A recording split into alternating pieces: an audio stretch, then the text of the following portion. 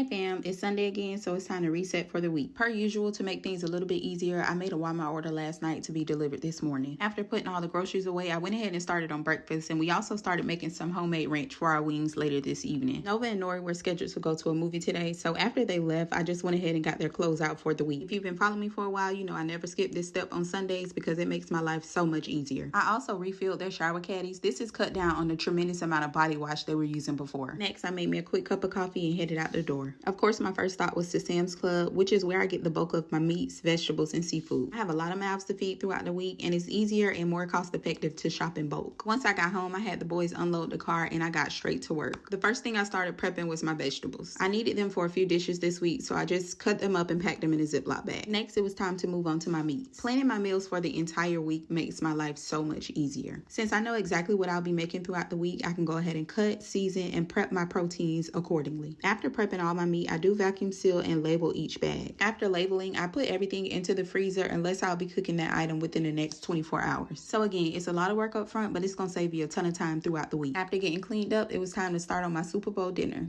I got my wings seasoned and put in the oven, and my husband was seasoning his ribs and he got them on the grill. After all the food was done, I decided to be a little extra and do a whole game day setup. Now, I don't know what possessed me to make all this food like I was feeding an entire football team, but anything for my little family. Lastly, I made me a plate and sat down and watched the game like I knew what was going on.